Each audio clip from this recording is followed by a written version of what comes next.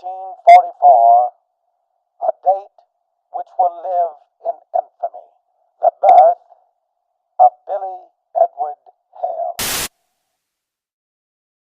January 1st, 1944, in Faraday, Louisiana, Billy Edward Hale was born to Earl and Opal Hale.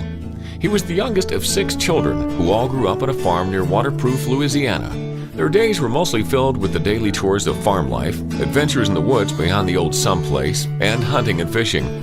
Of course, the little country church, Holly Ridge, was a major part of their family's life, with 3 services a week. They also traveled to the frequent all-day services with dinner on the ground held at the other area churches. These were special times of fellowship for the family.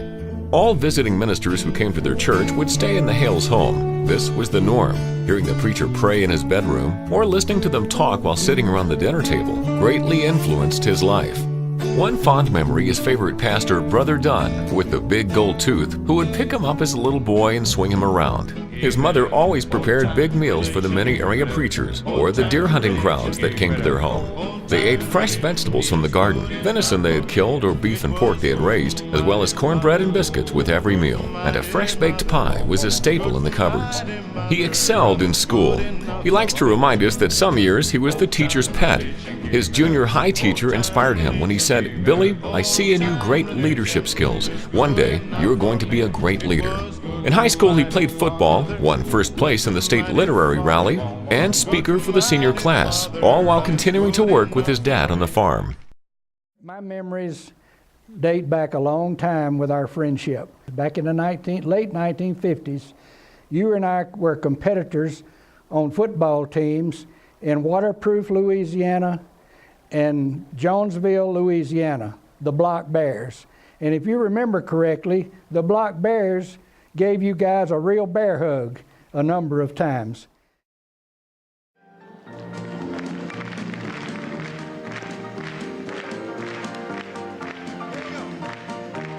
In 1962, he graduated with an academic scholarship going to Louisiana State University.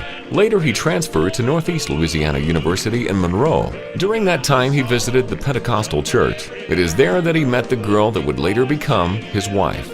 She was already spoken for, but when he showed up in that shiny new 1966 GTO with 4-barrel carburetors, 2 deuces, positive traction rear end, red-lined wire wheels, he thought he had a chance. Things happened quickly. A short engagement, and he and Brenda Griffin were married on November 18, 1966. Only 2 months later, he was called for active duty with the U.S. Army Reserve. Vietnam. It seemed inevitable, but God had a different plan. Leaving for basic training at Fort Benning, Georgia, his new bride was distraught. She drove 10 hours every weekend to see her man. She would drive to the base at midnight, and as per his plan, he would be hiding in the ditch. He and his buddy would jump in the back floorboard, and she would drive away. She got him back bright and early the next morning. Amazingly, they never got caught. Since Fort Polk was not far from home, he snuck away often. Those secrets need to remain here.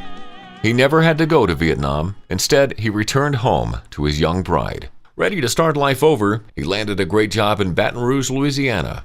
Life seemed to finally be on track. However, stopping by the Louisiana youth camp that same week, he had a personal encounter with God. The song that says, "He won't give up easy," clearly defines his life thus far. The war was going on between Israel and Egypt. Having heard Bible prophecy taught during his growing up years, he knew this event surely pointed toward the rapture. He knew he was not prepared. God moved upon him with great conviction for several days, but this night at Louisiana Youth Camp, he stood up from his seat in the congregation, and while the choir was singing, "I Must Tell Jesus," he began to surrender to God. He was filled with the glorious gift of the Holy Ghost in a way that he had never experienced before. A changed man, a new passion, and a redirected life. He counseled with his pastor and was advised to return to Monroe. On his first job interview, he was hired to work for the Ouachita National Bank. With a promising career moving up quickly in the banking business, it seemed like his future was set. He was now working in the local church as the kindergarten Sunday school teacher and youth director when God began to call, and this time it was different. But that required a resignation to all his life's dreams, it seemed. Yet the call was divine, and the burden was heavy. God began to open doors. He started preaching revivals while still working full-time. Their oldest daughter, Melanie, was born in 1968, a replica of her father. Her chubby cheeks, nose, wrinkled brow on her forehead when she frowned was just like her dad. She also got his brains, but we're not certain about the beautiful singing voice.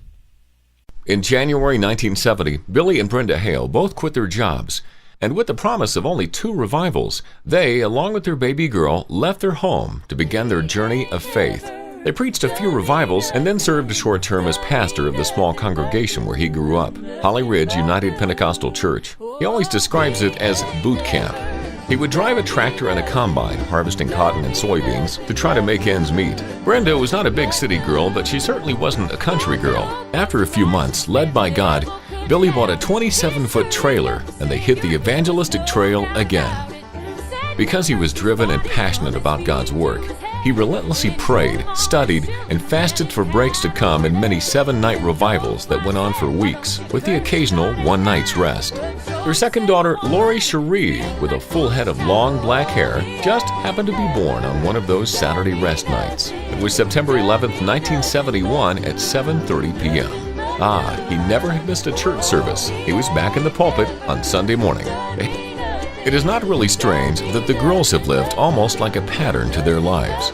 Church services, wrapping up the babies for all-night prayer meetings, sleeping under the pew, evangelistic travels, revivals, and crisscrossing the country while living in a travel trailer was just the norm. As well as church folk babysitters, going out on streets for evangelism, sleeping on the church floor late at night after service, while the kids waited on Dad to finish counseling sessions, battling the fever while at church because the preacher's family always had to be there, sitting around the family dinner table listening to the stories of the visiting evangelists and missionaries, planning church events, going to every meeting, but they always managed to throw in some fun times, family games like Monopoly, Sorry, Life, Checkers, Battleship, and maybe more current ones today, and things like riding the roller coaster with Dad. There were a couple of major differences though. They never used paper plates and cups for meals. The girls always had dishes to wash and put away. And they didn't fly home to see Mama and Papa. Instead, they endured those long drives, counting all the windmills along the way and playing church in the back seat. With little warning, God began to redirect his ministry again. This time it was a move to Okmulgee, Oklahoma. Having never heard of such a place and not being able to even pronounce it well, they became the pastors of that church in January 1971. Fear and oppression seemed to prevail over the church, but through much prayer and fasting, every Saturday outreach, street services, radical faith, and anointed preaching, the strongholds began to crumble. Revival fires began to burn. Trial and persecution only made the light to shine brighter. God filled the house, from 52 people in attendance to more than 325 in those 4 short years. They kept many evangelists and their families in their little 2-bedroom home during that time. He slept on the floor so the guests could have their bed. They put out a roller bed in the living room and everyone was happy. And God was sending revival. Sunday afternoon football games with the neighboring church left them bruised and bleeding, but God didn't seem to mind. There was always powerful church that night. He spent lots of time with the young men of the church, talking with them about the things of God in late-night prayer meetings, while the girls hung out with Sis Hale. They were only young people themselves and both loved to have fun, so that worked perfectly. They TP'd the pastor's home. He and the evangelist egged their car. Folks spray-painted their car with the words, "Just Married," and the paint never came off. Just a few of the fun memories. Melanie and Lori had now started school, so they were always in the middle of all the fun. But in the midst of incredible revival and church growth, God would not relieve the burden of home missions. Denver, Colorado, the Rocky Mountains of the West, the call was clear and unrelenting. He never hesitated. He sold what he owned, and with his wife and little girls in tow, they embarked on yet another adventure, home missions. It was January 1976. The infant church was housed in a small building with no promise of funds, only faith and commitment to the call. As a man of God, Billy Hale always believed in sacrifice through prayer, fasting, convicting preaching, non-stop evangelism, and he also knew and witnessed the supernatural meeting that sacrifice, sometimes with money to pay the bills in just the nick of time.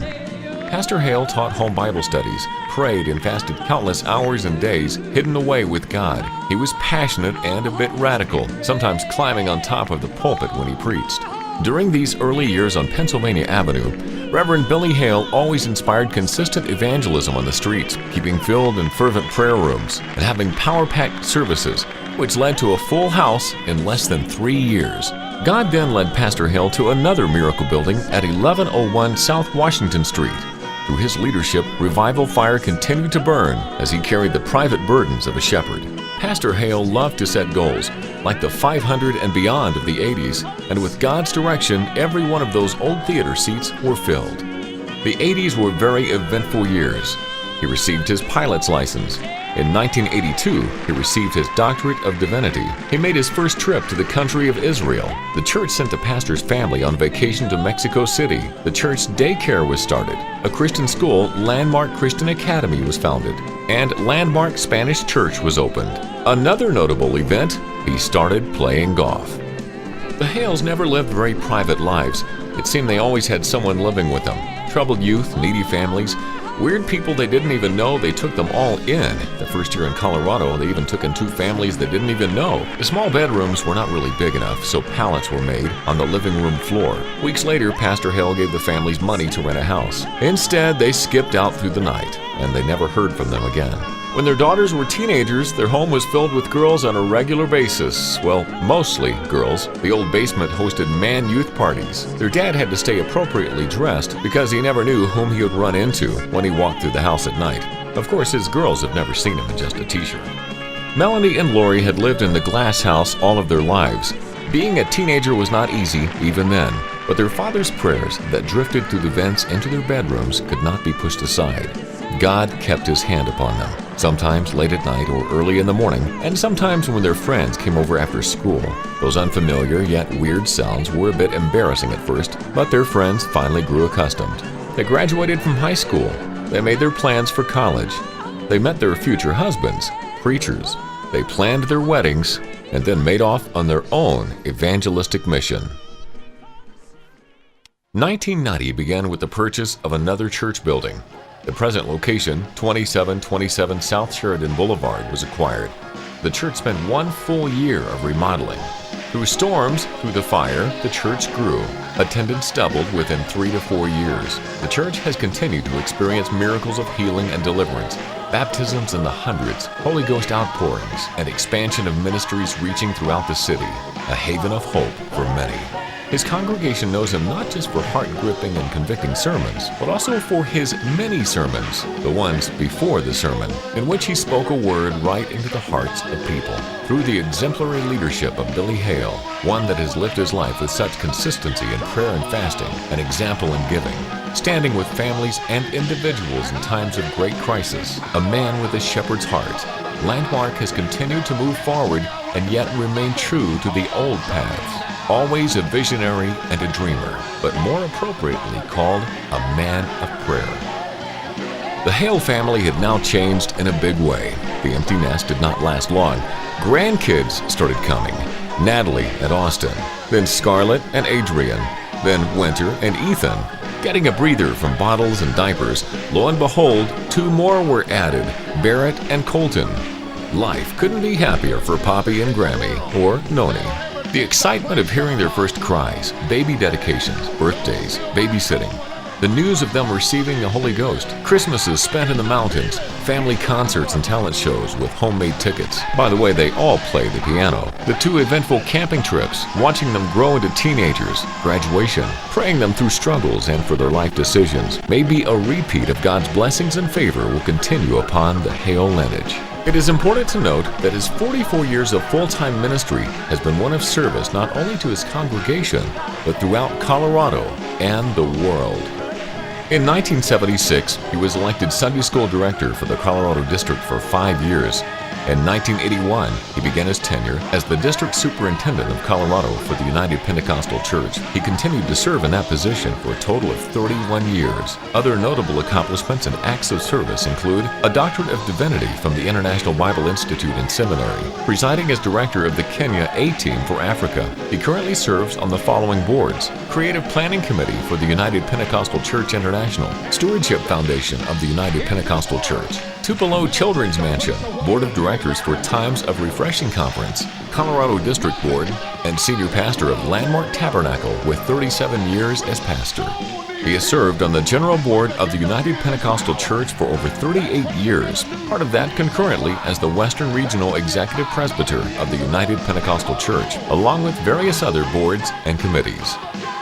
Looking back, it is evident that God was there at every crook and turn of his life. The dreams he held for his future could never be compared to the dreams that God had in store for him.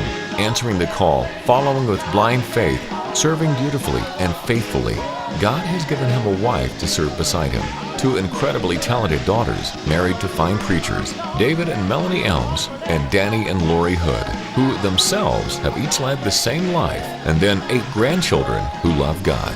This alone would be more than enough reward to do it all over again. He continues to pass on his legacy as he embarks upon his 70th year.